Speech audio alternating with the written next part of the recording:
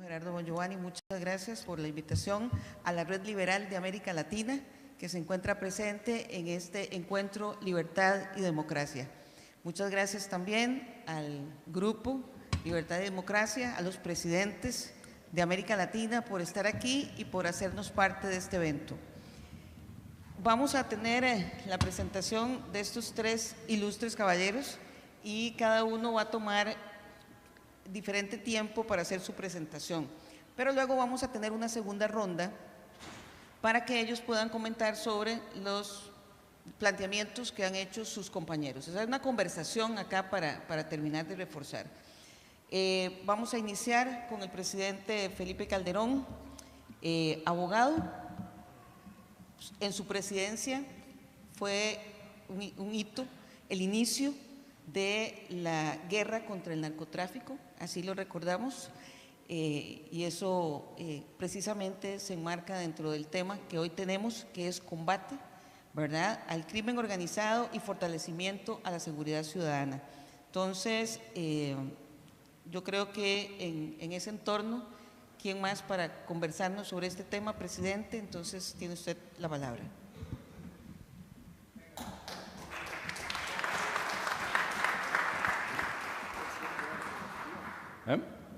Sí, yo te digo, un segundo.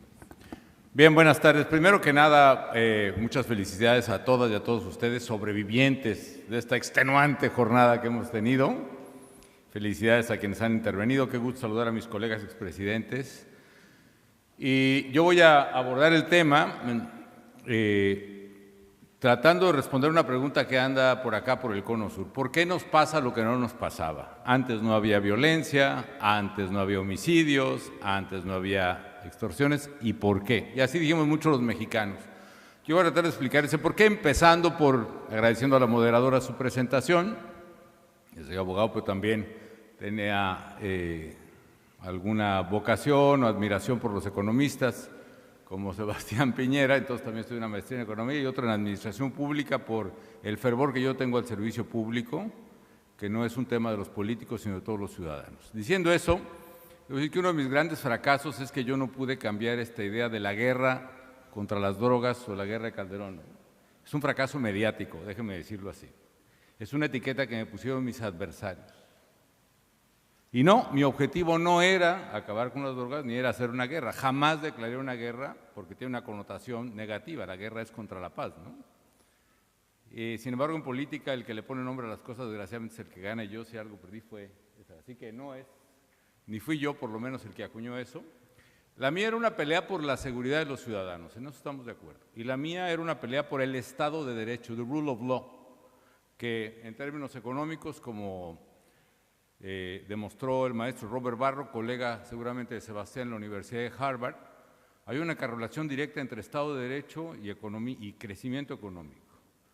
Después de la Segunda Guerra Mundial hasta los 90s, el Estado de Derecho explica más o menos una diferencia de 35% de crecimiento en el PIB por década.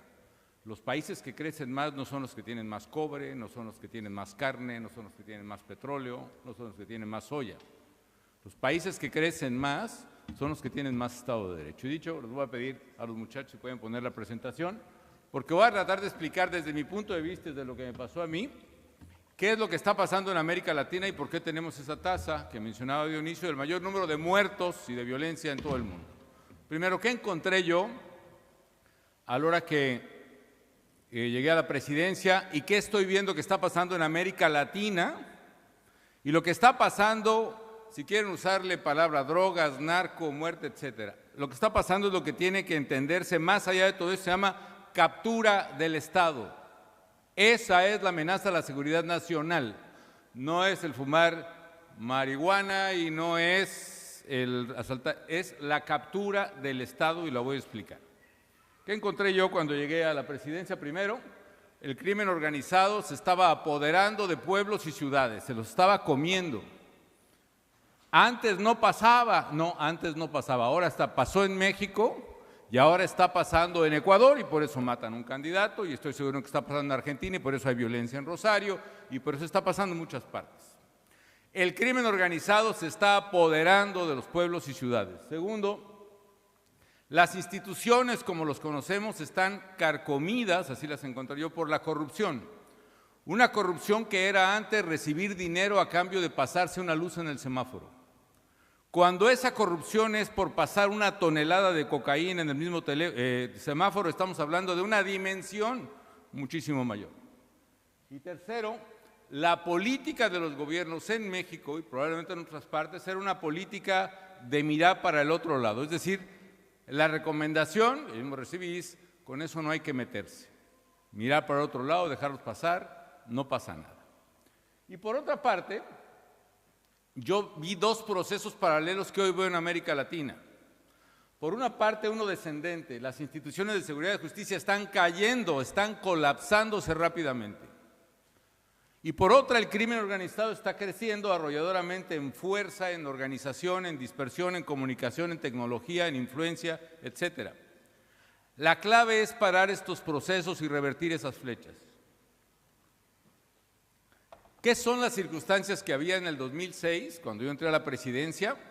¿Y qué es lo que siguen en América Latina que son distintas del pasado? Una, hay un nuevo modelo de negocio criminal. Yo tampoco soy empresario, como dijo Gerardo Bongiovanni, pero sí recuerdo de mis clases de organización industrial allí en el ITAM, que el valor agregado de un negocio es distinto, depende a lo que te dediques. ¿Cuál es el valor agregado en el viejo modelo?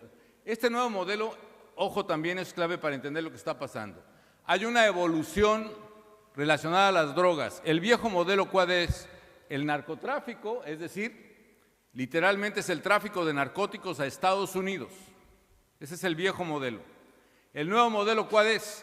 Narcomenudeo. ¿Cuál es la diferencia? La diferencia es enorme. Ustedes lo sufren, ¿por qué? Porque dicen Argentina o Chile o Ecuador no están en la ruta de la coca hacia Estados Unidos. ¿Qué está pasando? Porque ese modelo ya no es el exclusivo. Ahora el nuevo modelo adicional al viejo de tráfico de drogas es la venta de drogas.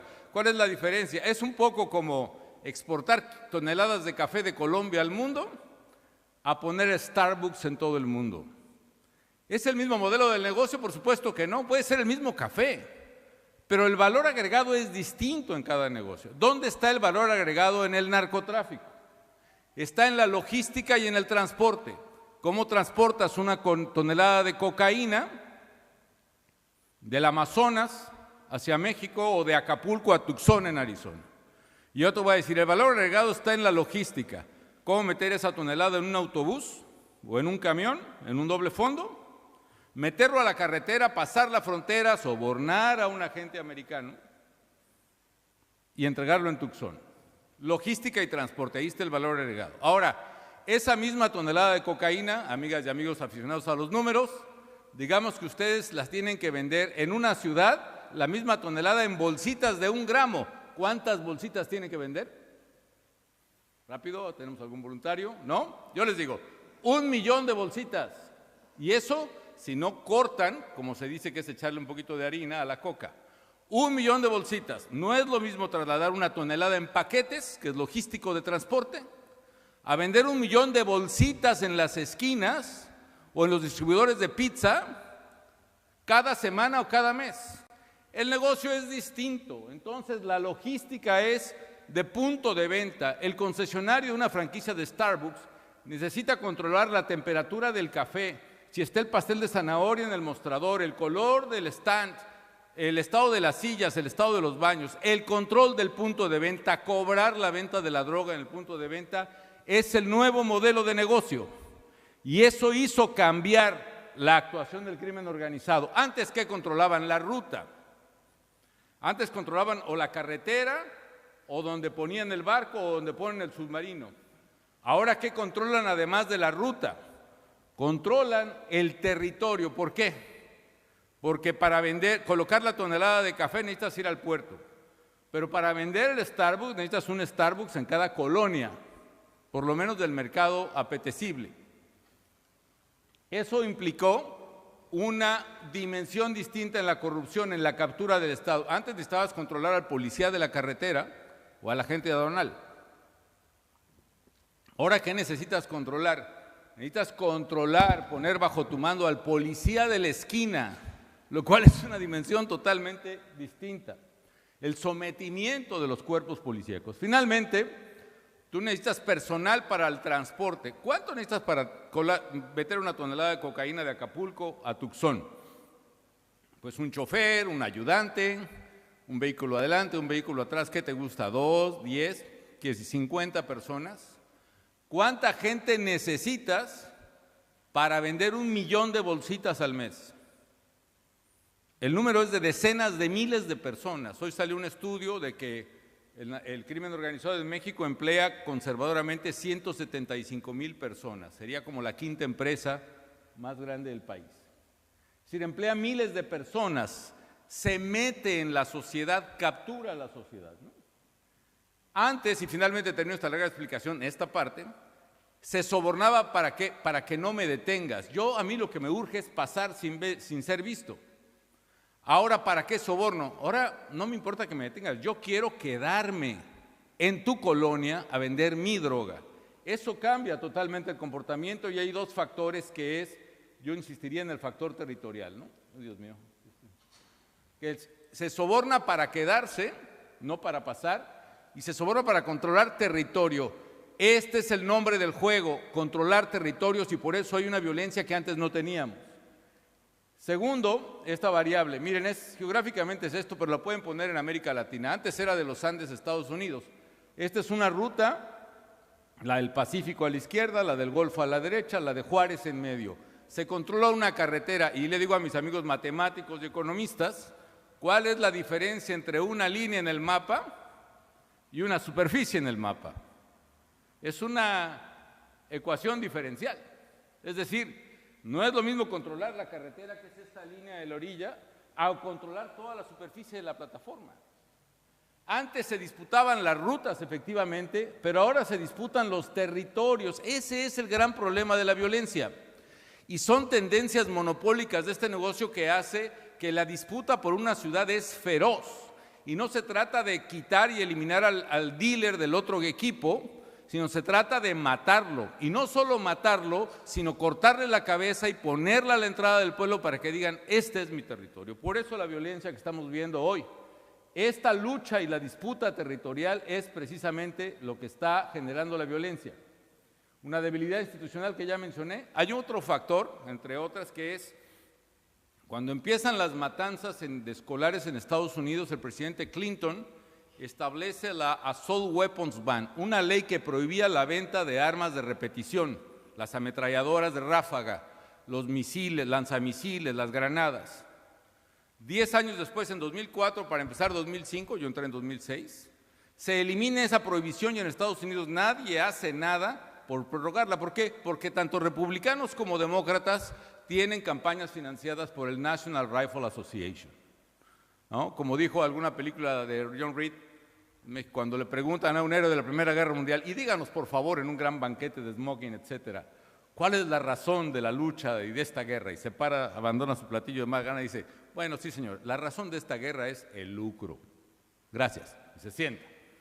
Aquí, los americanos no se preocuparon por prorrogar la prohibición de armas de asalto y desde entonces eso cambia la ecuación en favor de los criminales en términos de poder de fuego. Cuando yo fui presidente, decomisamos 185,000 armas, pistolas, fusiles, ametralladoras, lanzamisiles, granadas, millones de cartuchos, 90% vendidos en Estados Unidos. Rápidamente otro tema, y perdón que abuse moderadora, es la captura del Estado no es uniforme, tiene distintos grados.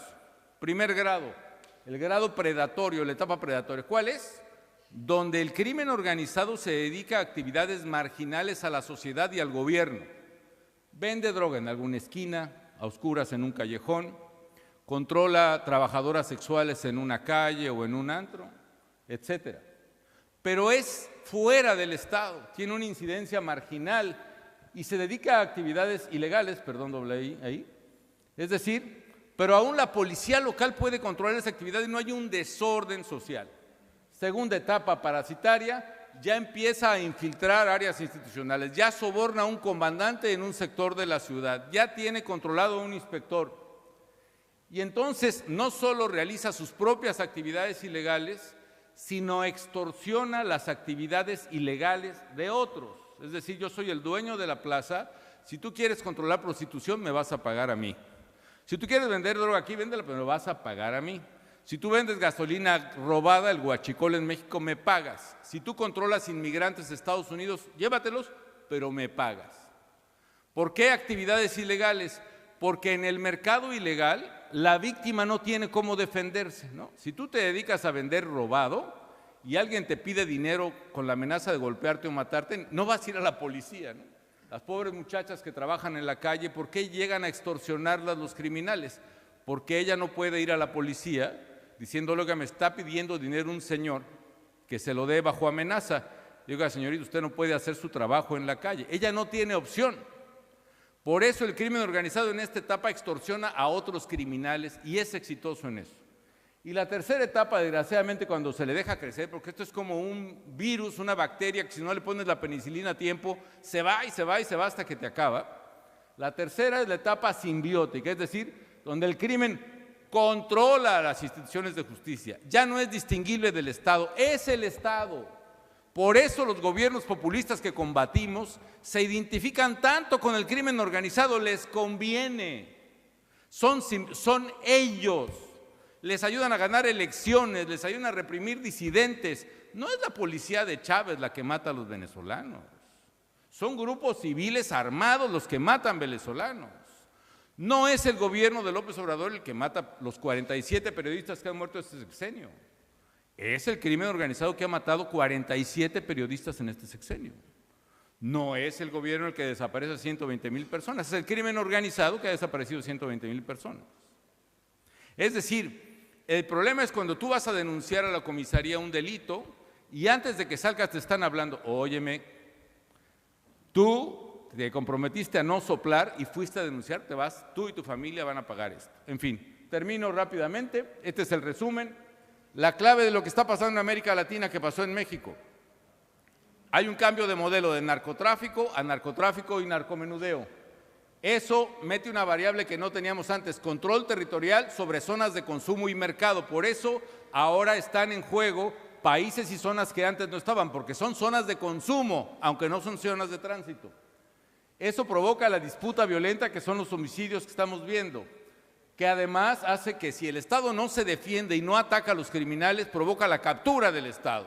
Y con la captura del Estado se refuerza el círculo de violencia, el crimen pasa a su nuevo negocio. Su nuevo negocio no es ni la droga ni la prostitución, su nuevo negocio es extraer las rentas. Hay algo muy importante, antes solo cobraban a las actividades ilegales, ¿no? Pero cuando se apoderan del gobierno y son del gobierno, su negocio es ser gobierno.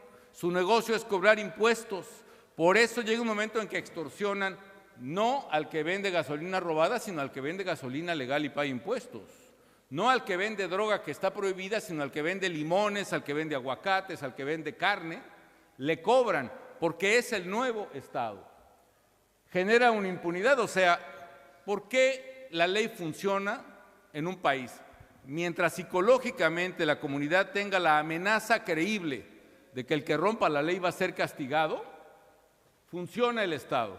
Ninguna policía tiene suficientes elementos ni suficientes balas para controlar a toda la sociedad.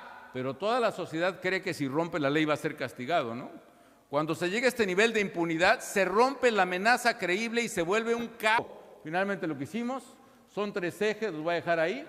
Combate al crimen, parece obvio, pero no lo es. En México yo perdí la batalla comunicacional porque dijeron, Calderón está loco, está combatiendo a los criminales, debió haberlos dejado. ¿Cómo les declara la guerra si lo que queremos es la paz? ¿Cuál es el lema de López Obrador hoy con el que ganó la presidencia? Abrazos, no balazos. Y el resultado es que hay el doble de muertos hoy y el doble de violencia que en los peores momentos de mi gobierno. 2, más importante, fortalecimiento de las instituciones de seguridad y justicia. No podemos tener ni las policías, ni los fiscales, ni los jueces de antes. Tienen que ser como el juez Moro, tiene que ser gente incorruptible, bien pagada, bien capacitada, con el state of the art de la tecnología. Si tienes un barrio violento, tiene que haber cámaras en cada calle de ese barrio, tiene que haber tecnólogos revisando las computadoras de ese barrio. Tiene que haber computadoras e ingenieros detrás revisando los sistemas y las redes de las intervenciones telefónicas que se hagan, etcétera. En fin, nosotros, por ejemplo, en México no había base de datos de la criminalidad. Podía ser policía en un estado y tener una orden de aprehensión en el otro. No había base de datos. Creamos la plataforma México, que digitalizó huellas dactilares, huellas de balística, reportes de policía, placas de los autos, etcétera, etcétera. Y eso le dio un salto en las capacidades estatales sobre los criminales. Drones, imágenes satelitales, etcétera, etcétera. Creamos una nueva policía. El elemento humano hay que cuidarlo. ¿Cuál es la clave? Control de confianza. 5 pruebas que si quieres ser policía o permanecer como policía federal es una prueba física, una prueba psicológica, toxicológica, socioeconómica y polígrafo. Todos y cada uno detector de mentiras. Todos. Y dependiendo la materia, un año, una vez cada año o una vez cada 2 años. Hicimos la policía, en fin. La tercera es reconstrucción de tejido social, muy rápidamente. Decomisamos de un suministrador de químicos, un chino, el mayor decomiso en efectivo del mundo, 205 millones de dólares en efectivo en una casa en la Ciudad de México. Eran varios cuartos llenos de billetes. Con eso hicimos 335 centros de adicciones en el país, 10,000 espacios públicos como el que se ve ahí, recuperados, donde eran nidos de delincuencia. 1,100 preparatorias, 140 universidades públicas y gratuitas en el país, 96 nuevos campus en otras tantas, etcétera, ¿no? El resultado es, esos son los criminales, la lista de los 36 criminales más buscados en México.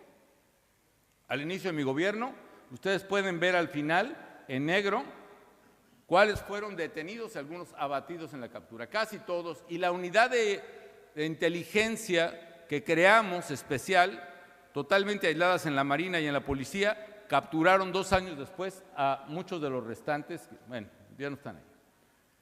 ¿Qué pasó con la criminalidad? Los homicidios finalmente empezaron a reducir, 21% en el último año y medio de mi gobierno. Con el gobierno de Peña siguió esa tendencia 2 años más, pero se abandonó el esfuerzo y repuntó la criminalidad y ahora está en niveles inalcanzables. Ciudad Juárez, la ciudad más peligrosa del mundo, los homicidios bajaron 83% desde su pico. Monterrey lo mismo, 89% y así nada más. Perdón que me haya extendido, pero me parecía muy importante explicar qué hay atrás del crimen organizado. No es solo narcotráfico.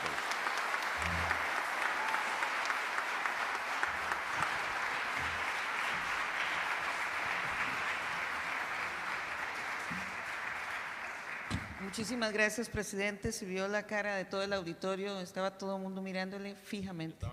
No había gente al teléfono, ¿cierto? Todo el mundo estaba realmente absorto por la presentación. Muchas gracias, extraordinaria. Vamos a continuar con don Sergio Moro, ex juez y senador de Brasil, que nos acompaña hoy, conocido porque lideró la investigación conocida como Operación Autolavado, que todos estuvimos al tanto. Entonces, muchísimas gracias por estar aquí, doctor Moro, y tiene la palabra. Muchas gracias. Primeiro, quero agradecer enormemente o convite que me foi feito para estar nesse evento pelo Grupo Liberdade e Democracia, cumprimentando todos os presidentes aqui presentes, Macri, Pineira, Quiroga, Miguel Ângeles, Ivan Duque. É uma grande honra estar num grupo assim tão seleto, poder participar desse evento. Um cumprimento também especial ao Gerardo Bongiovanni, da Fundação Liberdade, que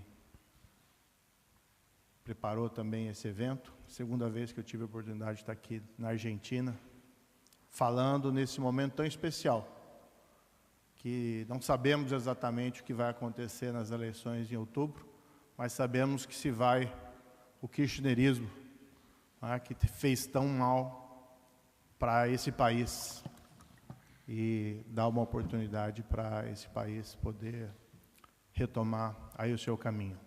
Um cumprimento aos painelistas e parabenizo o presidente Felipe Calderon por essa brilhante exposição apresentada e que revela, nós temos um problema comum na América Latina, que é o narcotráfico, a violência, à criminalidade e creio que os países da região deveriam cooperar mais, trabalhar mais juntos, não só para interagir as polícias, mas também para copiar o que deu certo em outros países.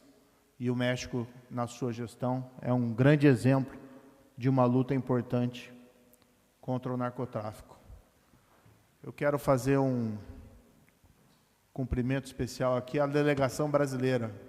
A última vez desse evento seminário eu vim sozinho, praticamente, com o Felipe Cunha e o Ricardo Guerra, que trabalham comigo, são meus parceiros políticos, mas desta vez consegui trazer, chamei, convidei, né? Temos aqui o senador Eduardo Girão, um grande senador brasileiro, a senadora Tereza Cristina, que nos brindou há pouco também com uma brilhante exposição, foi a melhor ministra da Agricultura que tivemos no Brasil na história. E a agropecuária tem essa gigantesca importância, não só para o Brasil, mas para a América Latina inteira. Nós somos um grande exportador de commodities nessa área. Cumprimento também ao governador Ronaldo Caiado, que também nos brindou com uma importante exposição, e posso fazer o testemunho de que, de fato, é um governador que tem se empenhado no enfrentamento da segurança pública, muitas vezes também com uma certa incompreensão, porque no Brasil também nós temos, muitas vezes, essa distorção de debate, no sentido de tentar colorir o criminoso como se fosse a vítima e a sociedade o vilão, quando o contrário é que é exatamente o verdadeiro. E na pessoa deles, cumprimento a todos os demais presentes, autoridades, visitantes. Eu insisti na vinda da delegação porque o Brasil precisa participar mais desses fóruns latino-americanos, porque nós temos problemas comuns. E hoje, falar de liberdade e democracia é essencial. Infelizmente, no Brasil há uma sombra. Nós temos hoje um regime com característica de populismo de esquerda e com um certo viés autoritário. Falávamos até no intervalo com uma das autoridades que a nossa impressão é que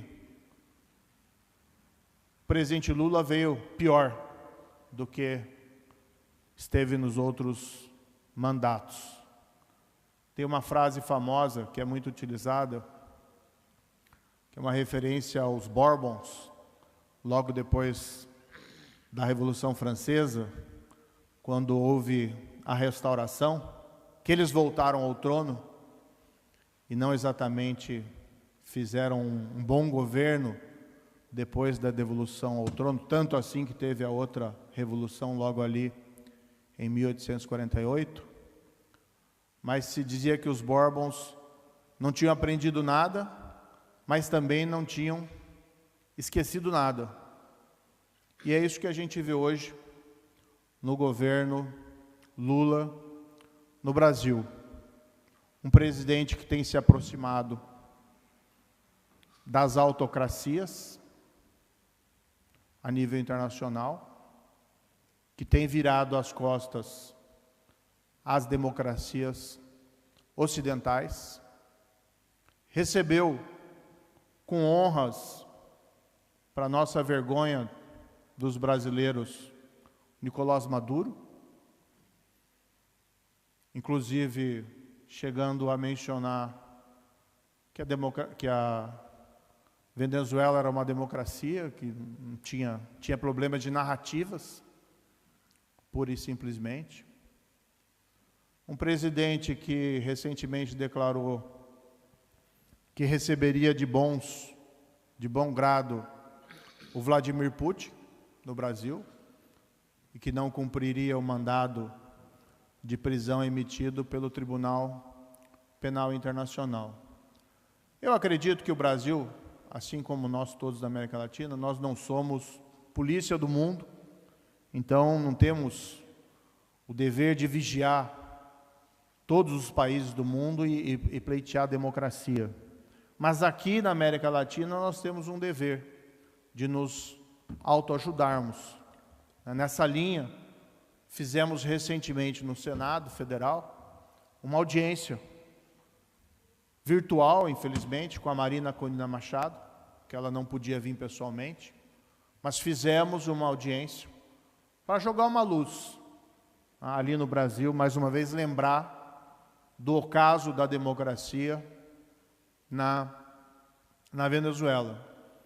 Queremos fazer também, e mencionei há pouco, uma nova audiência, dessa vez presencialmente, convidando o presidente Quiroga e também os dois filhos, a Carolina Anés, filha da presidente que está presa política na Bolívia, e igualmente do Fernando Camacho, filho do governador da província de Santa Cruz, também preso político na Bolívia, para nós jogarmos uma luz para essas opressões ali na América Latina. E na América Latina, creio que essa é inclusive a compreensão também desse grupo, Liberdade e Democracia, que nós que acreditamos numa economia liberal, que nós que acreditamos que o setor privado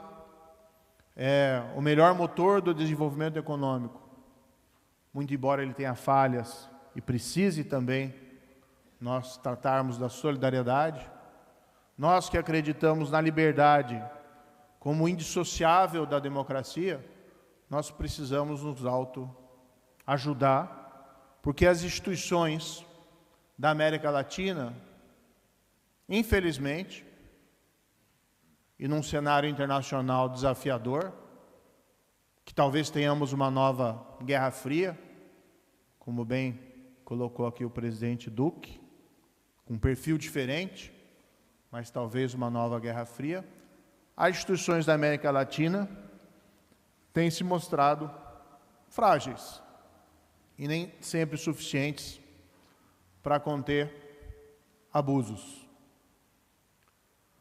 No início desse ano, eu fui procurado por autoridades do Estado de São Paulo que me avisaram que havia sido descoberto um plano do PCC, que é a principal organização criminosa brasileira, para que me sequestrassem e matassem.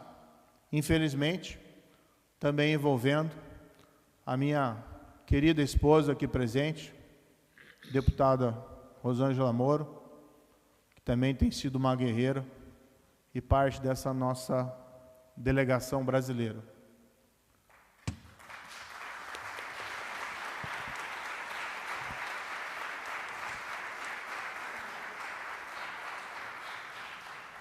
Na ocasião, nós passamos a informação para a Polícia Federal, que realizou uma investigação e conseguiu desmantelar a célula envolvida nesse plano de sequestro. Para nossa surpresa, quando o fato foi levado ao conhecimento do presidente Lula,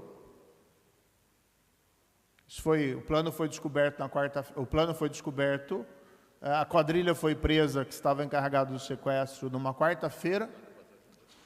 Na quinta-feira, quando o caso foi levado ao presidente Lula, ele disse que deveria ser mais uma armação do Moro. Essas foram as palavras do presidente da República do Brasil sobre esse tema.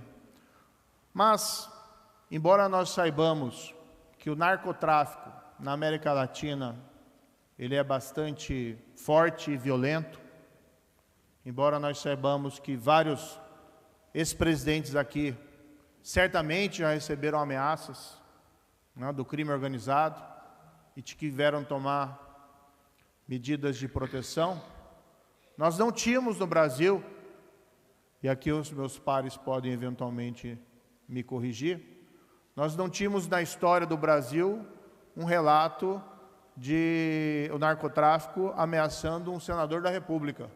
Foi um fato inédito, mas que revela, sim,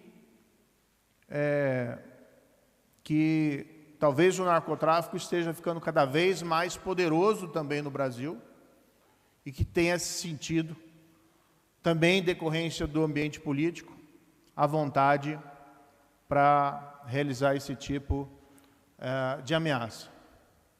Como se não bastasse, nós estamos passando, também por conta desse novo governo, uma situação de revisionismo histórico.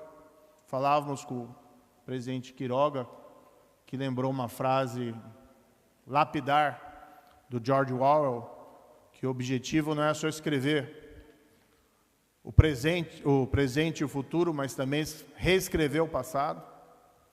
E hoje nós temos um completo desmantelamento no Brasil do combate à corrupção. O governo Lula entrou, enfraqueceu leis que tinham sido aprovadas no passado para prevenir a corrupção, inclusive uma delas chamada Lei das Estatais, que visava evitar indicações puramente político-partidárias para cargos nas empresas controladas pelo governo. Mas, além disso, utilizando a sua influência, tem promovido uma perseguição contra juízes e promotores que trabalharam na Operação Lava Jato. E aí gera uma dificuldade que nós precisamos para o combate ao crime, seja para a corrupção ou seja para o narcotráfico, que é prejudicar a independência da magistratura. Uma vez que se intimidam juízes, uma vez que se punem juízes, uma vez que se afastam juízes por motivos meramente político-partidários, dentro desse revisionismo histórico, nós enfraquecemos também o Estado de Direito e a nossa democracia.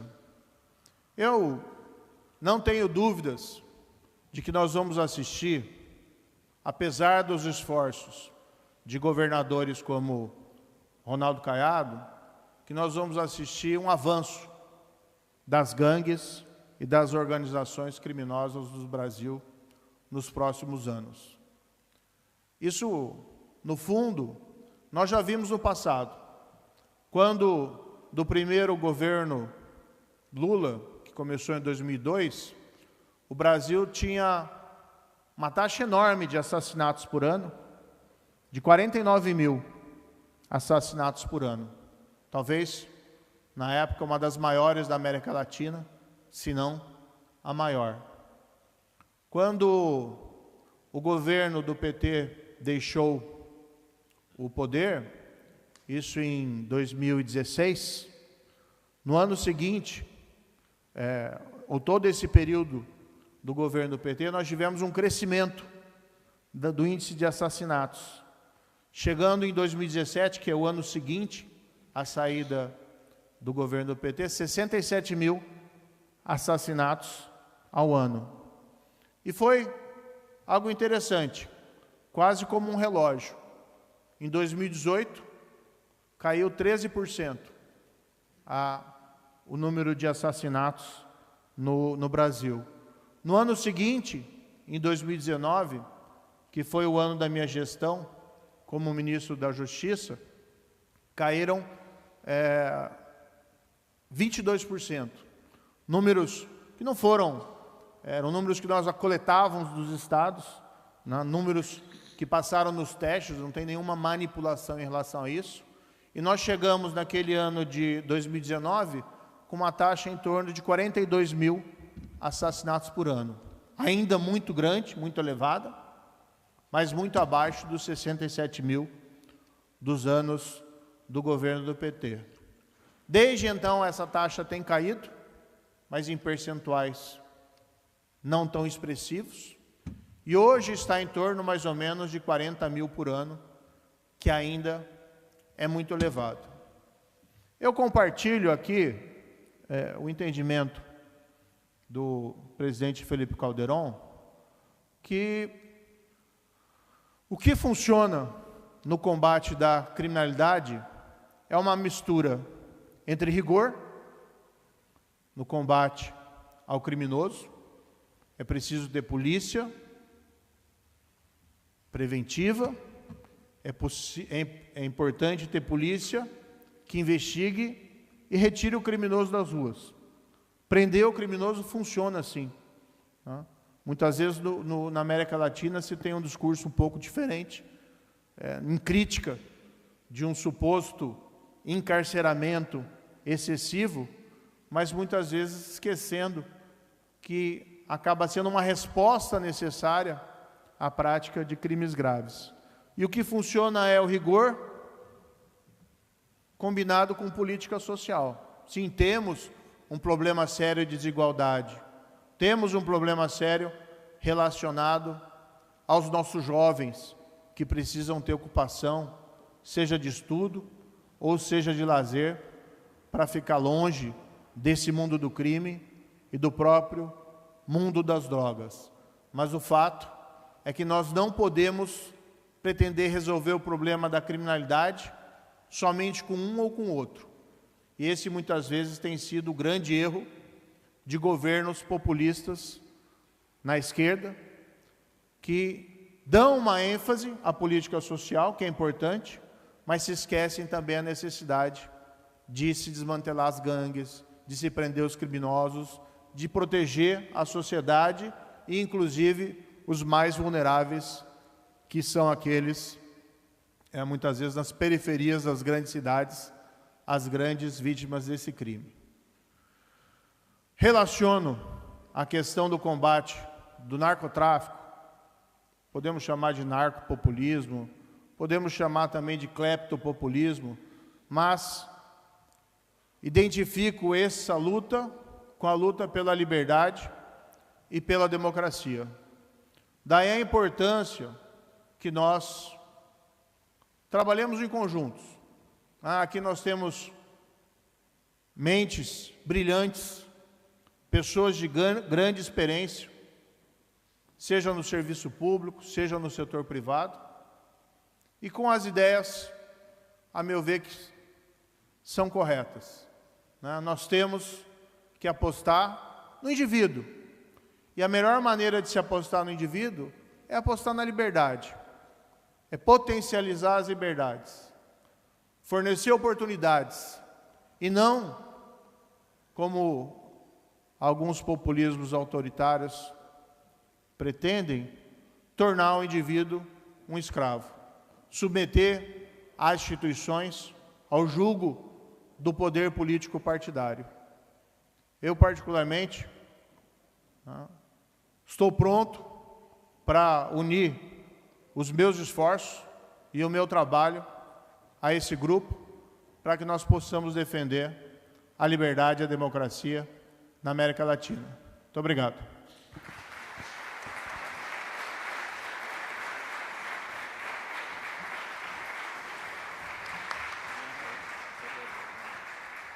Nuestro tercer expositor, el doctor Carlos Díaz Rosillo. Muchas gracias, don Carlos. Consultor y estratega político con gran experiencia. Gracias por estar acá. Muchísimas gracias al Grupo Libertad y Democracia, a la Fundación Libertad, a todos los presidentes aquí presentes. Quiero comenzar citando al presidente Duque, que esta mañana en su exposición dijo, cito, la seguridad es un valor democrático. Ciertamente no puede haber democracia sin seguridad. Por lo tanto, no debe temblarnos la mano en la lucha directa, implacable, en contra de todo aquello y de todos aquellos que atenten en contra de la seguridad ciudadana y, por lo tanto, en contra de la misma democracia, el narcotráfico, el crimen organizado, la violencia. Estamos luchando contra un enemigo que es verdaderamente implacable, despiadado, muy bien organizado, con una narrativa, un relato muy coherente, muy persuasivo y muy penetrante en la sociedad civil y con recursos que son casi ilimitados. No es casualidad, sino causalidad, que hay una conexión directa entre el narcotráfico y las dictaduras de izquierda en nuestro continente, dictaduras como la de Venezuela, Cuba y Nicaragua. Es por eso que necesitamos armarnos de todas las herramientas y todas las tecnologías a nuestra disposición, todas, absolutamente todas, para poder luchar y ganar en contra de esta batalla, o quizás debería decir en contra de esta guerra, porque no hay otra opción, no hay alternativa. La gente, nuestros pueblos están verdaderamente hartos de no resultados. Hay un gran hartazgo en la población y es entendible porque en el tema de seguridad, para ser sinceros, las cosas no van bien. Permítanme darles algunas cifras. Y me voy a enfocar en datos registrados antes de la pandemia porque son los que tenemos a la mano. Según un informe del BID en el 2018 titulado Crimen y Violencia, obstáculos para el desarrollo de las ciudades en América Latina y el Caribe, la región que como ya sabemos tiene casi el 9% de la población mundial, tenía el 39% de los asesinatos del mundo. Repito, una región con casi el 9% de la población tiene aproximadamente el 39% de los asesinatos del mundo. En cuanto a delitos de robo, la media global en ese entonces era de 108 delitos por cada 100,000 habitantes, mientras que en la América Latina es de 321, es decir, el triple. A esto hay que añadir la poca efectividad de la justicia y las fuerzas policiales. El mismo relato del BID destaca que solo 20 de cada 100 homicidios resultan en una condena en la América Latina. Dicha cifra representa casi la mitad de la tasa global, que llega a 43 por cada 100. Insisto, estamos hablando de cifras del 2018, no son las más actualizadas, pero son las que tenemos porque no hay todavía estudios integrados de toda la región para la era de la pospandemia, pero el análisis de cada uno de los estudios individuales de países, de cada caso, me permite decir con certeza que en la situación de seguridad se ha deteriorado en todos los países, con una excepción que mencionaré más adelante. Un panorama similar que percibe en materia de robos, que también cuenta con una tasa que supera la media global de 108, pues la región registra 322 asaltos por cada 100,000 habitantes. Otra cifra, según Inside Crime, este año todos los países de la América Latina han batido récords de violencia, todos excepto uno, El Salvador. En toda la región hay un incremento de los homicidios que constituye al principal indicador de estas cifras. Ecuador es uno de los casos más graves. El Caribe también ha visto agravar la situación con una crisis interminable en Haití, pero no solamente en Haití, sino también en otros países de la región. Según un informe presentado precisamente hace unos días por la Oficina de Naciones Unidas sobre la Droga y el Delito, crecen las hectáreas sembradas de coca y crecen las toneladas de incautación y producción de cocaína en la región. Y miremos lo que ha pasado este miércoles, hace un par de días, en Venezuela. 11 policías y militares ingresaron a una cárcel en un intento por controlar el centro desde que opera el Tren de Aragua, la organización criminal que se ha expandido por toda América Latina y que hoy es un problema de seguridad desde Chile hasta Canadá. La debilidad de las instituciones democráticas, los altos niveles de corrupción y la extrema desigualdad han hecho de América Latina un terreno fértil para el crimen organizado y, por supuesto, para el narcotráfico. Y eso, clara y sencillamente, tiene que parar. He procurado usar algunos datos para mostrar la magnitud del problema. Por eso no debe sorprendernos que la violencia y la inseguridad se convierta rápidamente en el mayor problema de la región y, por lo tanto, en una de las mayores demandas de los ciudadanos hacia los políticos, ya sea como candidatos o como gobernantes. Así lo vemos también en todos los últimos procesos electorales en la región, en los cuales la seguridad ocupa un lugar central, si no el principal en algunos casos, en las campañas y en los debates entre candidatos. En este sentido, uno de los grandes desafíos de la política es ofrecer respuestas efectivas y concretas a este problema tan sentido de la población. Hacerlo de tal manera que garantice que el Estado tenga las herramientas y la voluntad, hacen falta ambas, para perseguir y sancionar a las organizaciones criminales y afectar su financiamiento, que sin duda es la manera más efectiva e integral de enfrentar al crimen organizado. Lo bueno es que hay maneras de luchar en contra de esta plaga. Hay casos de éxito de los cuales podemos aprender mucho. No tenemos tiempo para hablar de muchos de ellos, pero menciono muy brevemente un par de casos. Número uno, el caso de Colombia. El programa de seguridad democrática es un ejemplo de cómo un país puede pasar de ser un país casi invivible, con mucha inseguridad, a ser un modelo de seguridad ciudadana, por lo menos hasta que el presidente Duque estaba en la Casa de Nariño. Ahora la cosa ha cambiado un poco, o bastante diría. El segundo, un caso más controversial, el caso de El Salvador. Podemos pasar toda la tarde criticando varias de la manera en que se han hecho las cosas, a las acciones excepcionales y extraconstitucionales, a las posibles violaciones a los derechos humanos. Hay mucho que se puede criticar, digo, y mucho que se debe de criticar también.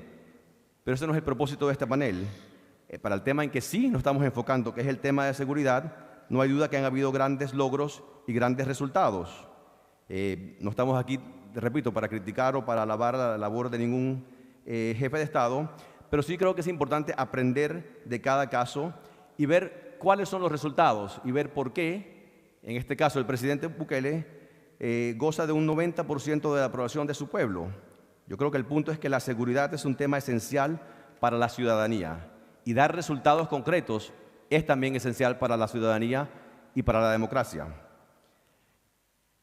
Y no tratar de entender por qué esos números, por qué esos resultados calan en la población, creo que es condenar a nuestros pueblos a una serie de políticas públicas que sencillamente, con pocas excepciones, no han dado resultados. Como dije antes, la gente está verdaderamente harta y si queremos evitar el populismo, tenemos que entender qué lleva a la gente a buscar soluciones populistas, porque si no lo hacemos, el populismo seguirá en camino a dominar la región y será muy difícil, si no imposible, detenerlo. Entonces preguntan ustedes, ¿cuál es la solución? Creo que sería imposible en 2 minutos poder dar soluciones concretas, pero creo que eso comienza, número uno, con el fortalecimiento de las fuerzas de seguridad y número dos, con el fortalecimiento también de las instituciones de seguridad y de justicia. El presidente Calderón ya habló del fortalecimiento de las instituciones, así que me enfoco del fortalecimiento de las fuerzas de seguridad. Y eso comienza con honrar y dignificar a estas fuerzas, a las Fuerzas Armadas, a las fuerzas civiles, a las fuerzas de seguridad. Y entiendo que hablar de fortalecer las fuerzas de seguridad en una región en general y en un país en particular que ha visto los grandes abusos de gobiernos militares es difícil, es muy complicado. Pero ese fortalecimiento, esa dignificación, como dije, de las fuerzas de seguridad es necesaria no para promover golpes de Estado o gobiernos de excepción, sino precisamente para defender la democracia, para darle al pueblo la tranquilidad de que puedan salir a la calle en tranquilidad, sin que vayan a ser asaltados. Y es por eso que el caso de la América Latina, y este no es solamente el caso en la América Latina del que hemos hablado, sino de diferentes países del mundo, inclusive de los Estados Unidos. En Estados Unidos hemos visto que en algunas de las ciudades, por ejemplo, más icónicas de este país, ciudades como Portland, como Seattle, como Chicago, como Nueva York, las fuerzas de seguridad, la policía, tienen las manos atadas y no puede actuar como debe actuar, y por eso el crimen ha subido de la manera que ha subido en esas ciudades y en muchas otras. También lo vemos en las Fuerzas Armadas de los Estados Unidos, en donde en vez de enfocarse hoy día en el entrenamiento necesario que merece y requiere la primera potencia del mundo, la atención se desvía en el uso de pronombres, o de más de 30 pronombres adecuados, o en el uso de recursos de contribuyentes para el cambio de género de los soldados. Tenemos que dignificar, como dije, y fortalecer las fuerzas de seguridad y darle el respeto que merecen, no solamente para defender a los ciudadanos, sino también para defender a la misma democracia. Porque como dije al principio de esta intervención, no hay democracia sin seguridad. Y no hay seguridad sin una estrategia coherente, una estrategia que una la voluntad política y el uso, como dije, de todas las herramientas y todas las tecnologías que estén a nuestro alcance. Porque si no, como dijo el presidente Calderón, el crimen organizado va a capturar al Estado y al hacer eso va a capturar a la misma democracia. Muchas gracias.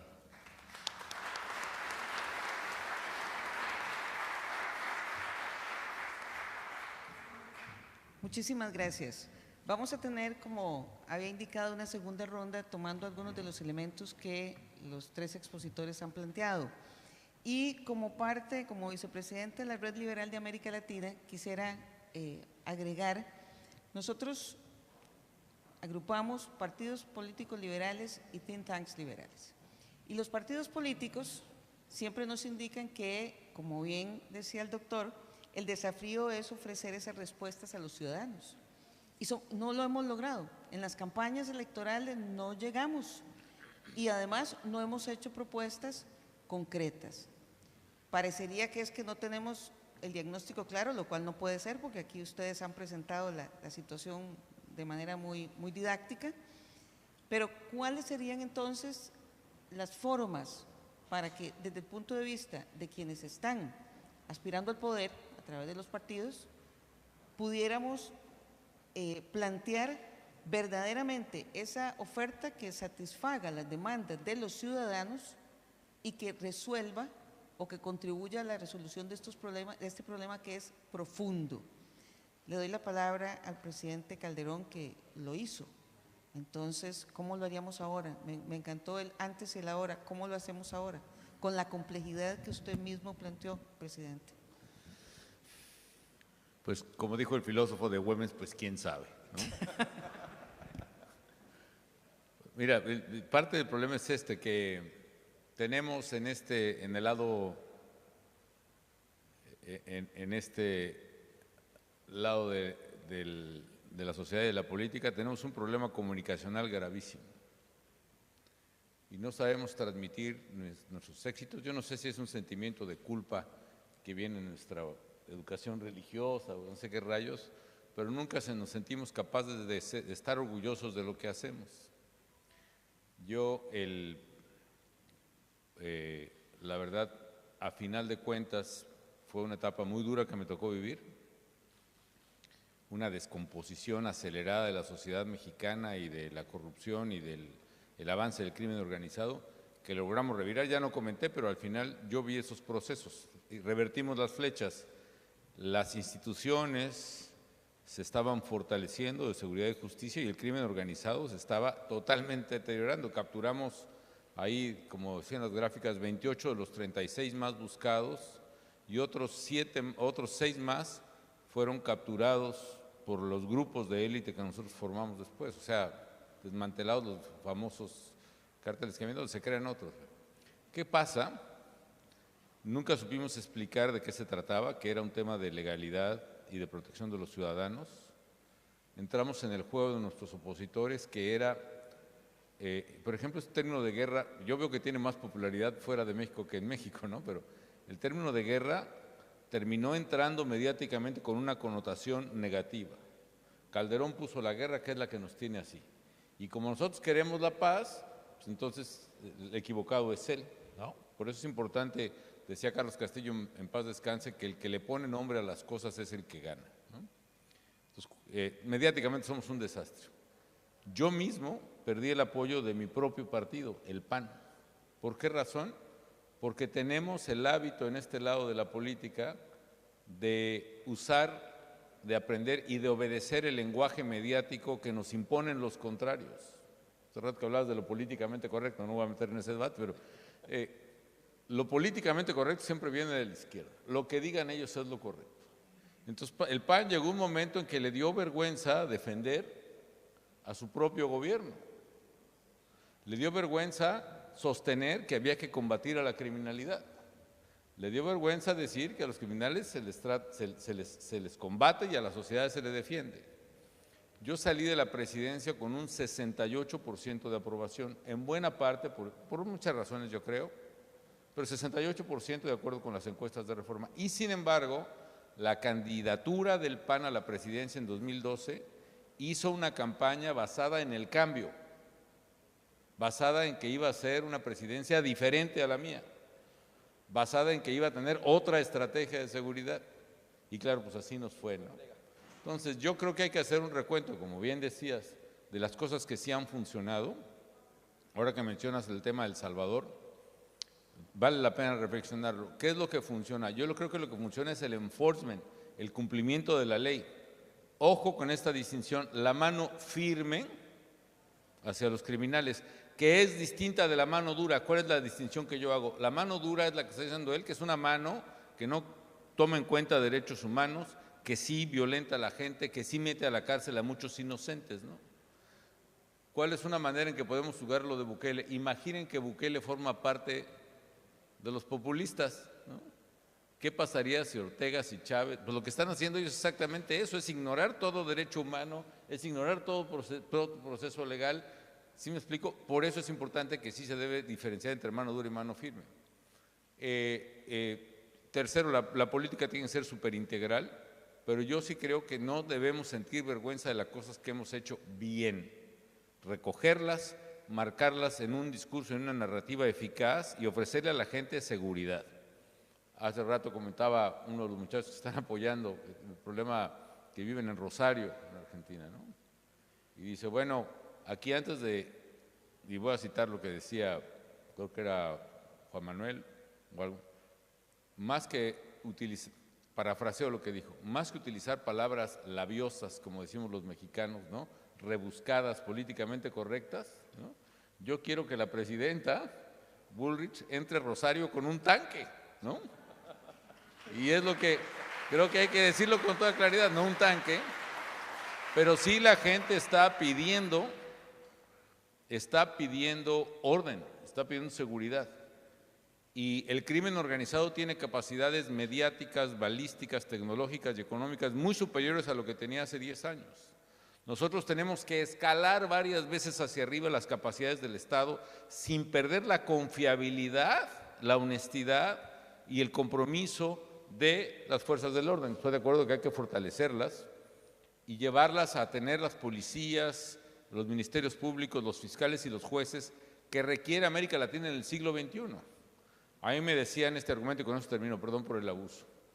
El típico es que somos países pobres.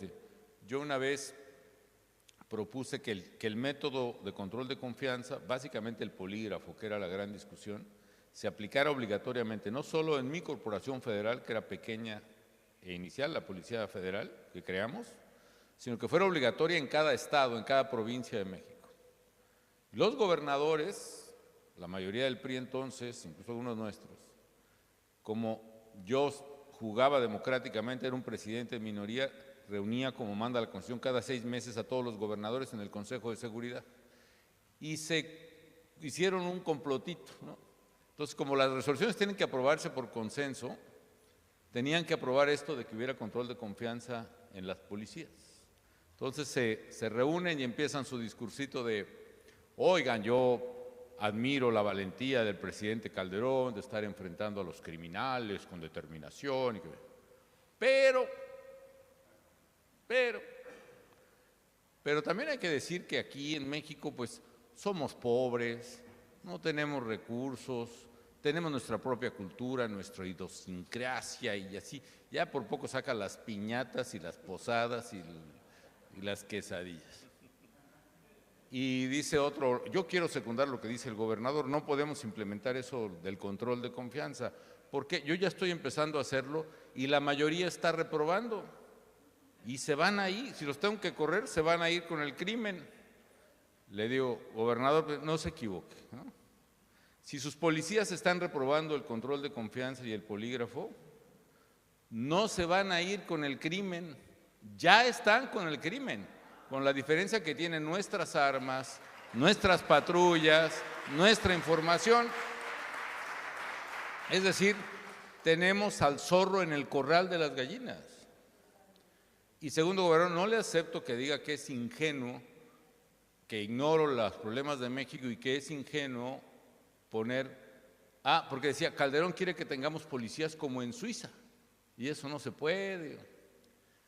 No acepto que piense que soy ingenuo y que ignoro los problemas de México, pero déjame una cosa, suponiendo sin conceder, que yo quisiera que sus gobernados tengan una policía que cumpla los parámetros a la altura de las mejores del mundo, y yo le voy a dar recursos federales para eso, dígame cuál es su problema. Pues se llegaron a un acuerdo de que iban a revisar y total, perdí, quitaron el control de confianza, relajaron todo. Resultado, ese gobernador es aquel gobernador de Guerrero cuyos policías secuestraron y entregaron a la mafia y mataron a los 86 famosos estudiantes, 43 estudiantes de Ayotzinapa. Ese gobernador, hoy muy activo en política, en Morena, por supuesto, y etcétera, etcétera. Entonces, mi resumen es perdón, extienda, pero sí se pueden hacer las cosas, se requiere mucha determinación y también tenemos que comunicarlas bien. Yo siento que perdí la batalla mediática y la política en el sentido de construir una base de respaldo, porque llega un momento en que sí, la gente, ya que cruzó el desierto y aunque tenga maná todos los días, empieza a decir, oye, ¿te acuerdas de los tiempos del faraón? Oye, antes no había estos problemas, oye, y entonces te dejan solo. Hay riesgos como los que narró el juez Moro, sí recibí amenazas, sí tuve problemas serios de seguridad, mis hijos corrían y siguen corriendo, en fin, pero tienes que jugártela y no todo el mundo quiere seguir ese camino. Entonces, bueno, perdón que me haya extendido, pero eso es lo que quería. Gracias, presidente.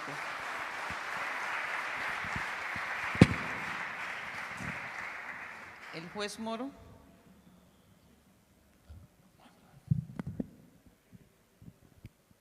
Não existe uma fórmula mágica para resolver o problema da segurança pública, da criminalidade.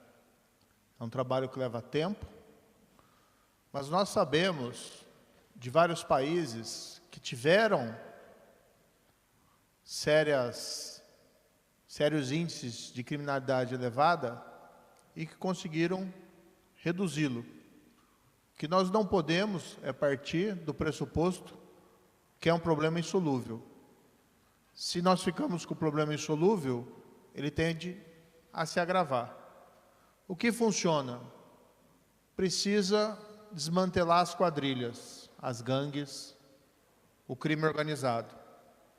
Precisa ter polícia preparada para fazer investigações complexas para chegar às lideranças. Quando eu fui ministro da Justiça, nós não tínhamos, presidente, no governo federal, uma lista dos mais procurados. Não havia no governo federal uma lista dos mais procurados, do Most Wanted. Nós colocamos, em transparência, inclusive ativa, no Ministério da Justiça, a lista dos criminosos mais procurados do país. Colocamos a Polícia Federal com o objetivo de encontrar essas lideranças e prendê-las. Era a prioridade. Não funciona o combate à criminalidade organizada sem isso. Nós investimos em inteligência, nós investimos em estratégia, em instrumentos novos de investigação. Nós temos um banco nacional de DNA de criminosos que, quando eu assumi como ministro da Justiça, estava abandonado. Nós começamos a coletar o DNA de todos os criminosos, que é um instrumento poderoso aí para a investigação não só do crime organizado, mas de todos os crimes. Aumentamos o efetivo da Polícia Federal, da Polícia Rodoviária Federal, que são os órgãos de segurança vinculados ao Estado, da Polícia Penitenciária Federal. Fortalecemos as prisões de segurança máxima federais no Brasil. O regime prisional desses presídios era falho e permitia que visitantes levassem e trouxessem mensagens dos líderes do crime organizado. No momento em que nós assumimos, nós mudamos as regras e passou a não haver mais comunicação com o mundo externo sem monitoramento. Pegamos as principais lideranças do PCC,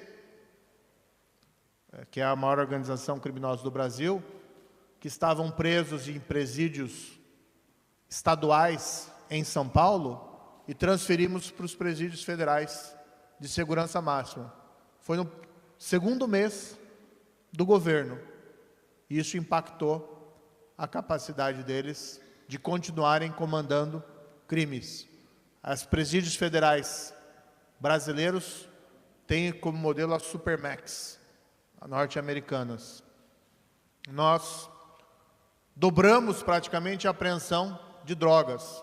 Eu pedi aqui os dados. Em 2019, nós tivemos 107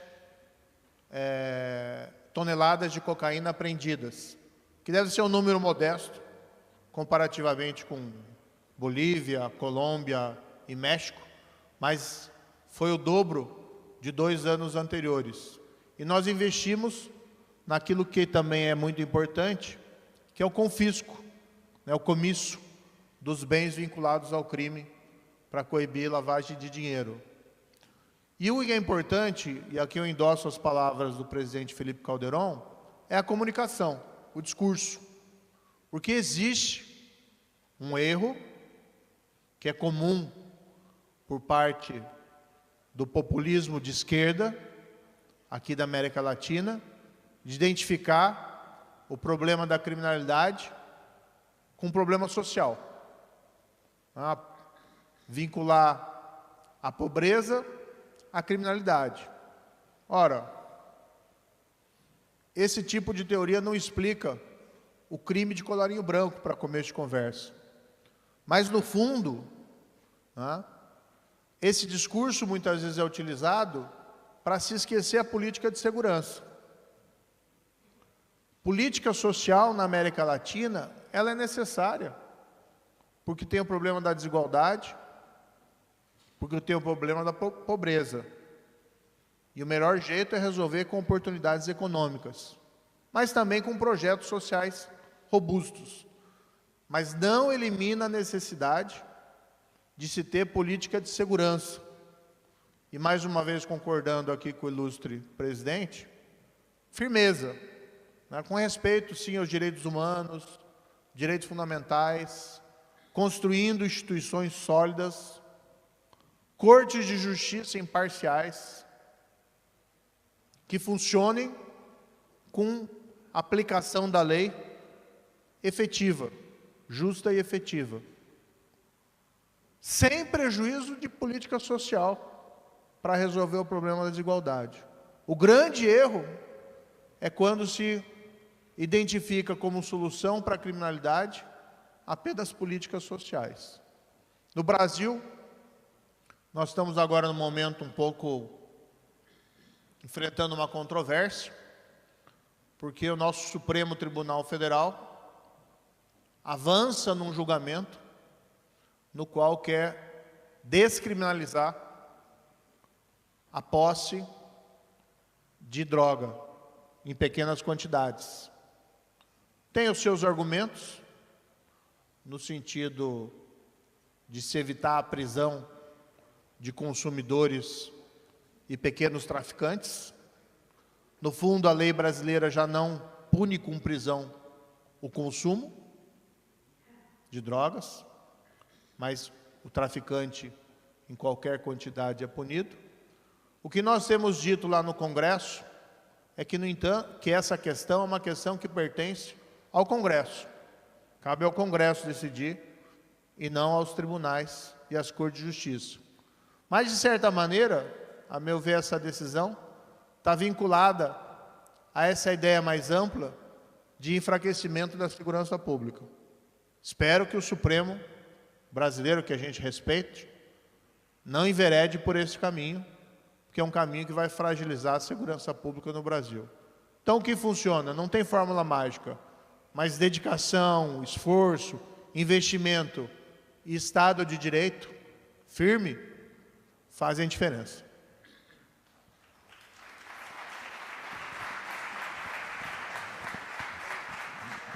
Gracias. Presidente, creo que dio en el clavo. El tema de la comunicación es esencial. Somos pésimos, como dijo, en comunicar lo bueno que hacemos. Mientras la izquierda populista es maravillosa en poder comunicar sus ideas, no podemos hacerlo, ¿no? Hablan de ayudar a los pobres, de sistema de salud coherente, de sistema de educación que beneficia a todos los niños. ¿Quién que tenga corazón puede estar en contra de eso, no? Todos estamos a favor. Allí es cómo lo hacemos. Lo hacemos quitándole los ricos a los exitosos y dándoselo a los pobres, o dándole incentivos al sector privado para que genere más y más crecimiento y más empleos. Así que somos muy malos, pero creo que es solamente parte del problema, ¿no? no saber comunicarlos, como dice la canción de su compatriota Thalía, y si no me acuerdo, no pasó. Si la gente no sabe lo que hicimos, no pasó.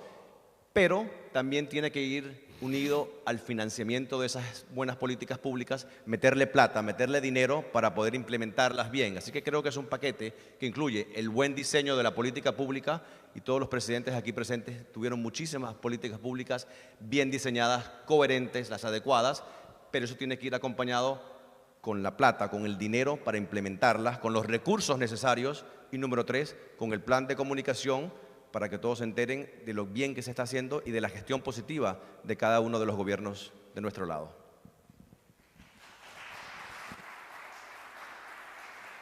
Muchísimas gracias a los 3 panelistas. Ha sido una cátedra en la materia. De verdad que lo hemos disfrutado. Y le doy la palabra a nuestro compañero Gerardo Bongiovanni para cerrar la tarde de hoy.